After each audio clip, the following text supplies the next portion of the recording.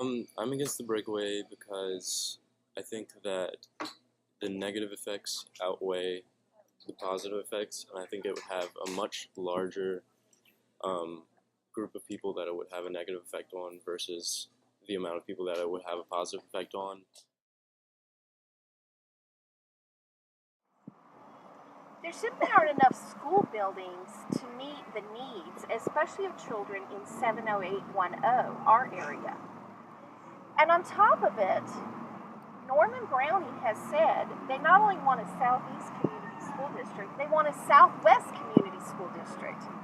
We're here in Gardeer right now, and I do believe it is the goal of the leadership like Lionel Rainey III and Joshua Hoffpower and all those who are really pushing for this to create a chartered out Southeast Community School District so that all the minority students living along Segan and the interstate won't go into this primarily white school district, and all the Gardeer children won't go into this primarily white school district.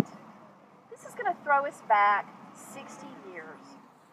I've been in the magnet program since kindergarten, and throughout my experience in school, I've seen and known many students who are both physically and mentally challenged.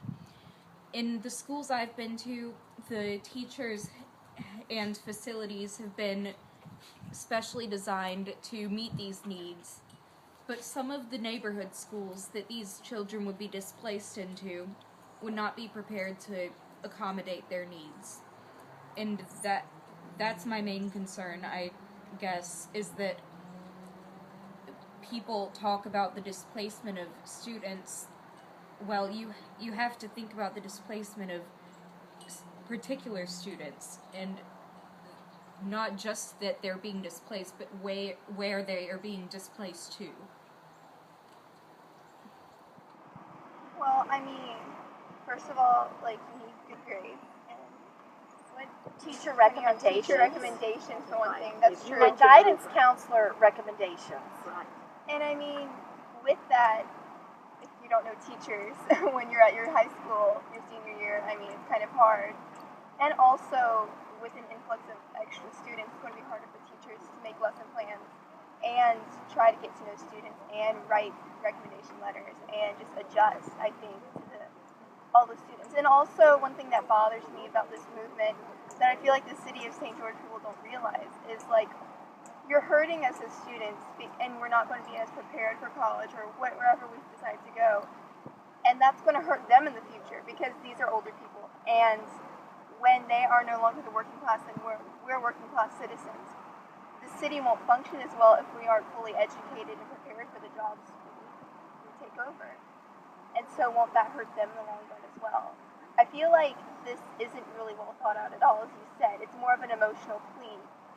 And since these people have power, they're just like letting your tantrum go full force. Oh, I agree. Is that Breakaway? Let me say that I agree EBRA has some problems in the schools. However, we also see that EBRA is making progress. Absolutely. For instance, Magnolia Wood just went from an F school to a C school. And our school Wildwood board, has yes. gone, moving up to a C school. So, and and I say we, Gardeer Initiative is working with Iowa and the students that are in this area so that hopefully they would move up to it. And so their we need parents. more, that's right. You're We're working with the parents on parenting skills. Right. So we are working, and that's what I think a community is about. It's all of us working together, supporting each other so that our children, our residents, the community will become what we want it to be. Not trying to distance ourselves from each other, but just working together. And I see it working in this area. I'm against the St. George idea because I feel like we have better resources when we have the whole group together. I think that by dividing, there will be a large portion of people that will be underserved, people that have special needs, and people that need resources that generally cost money. And I think it's a short-sighted effort to fix a problem that definitely does need addressing, but this isn't the way to fix it. And I think it'll cause more problems than it helps.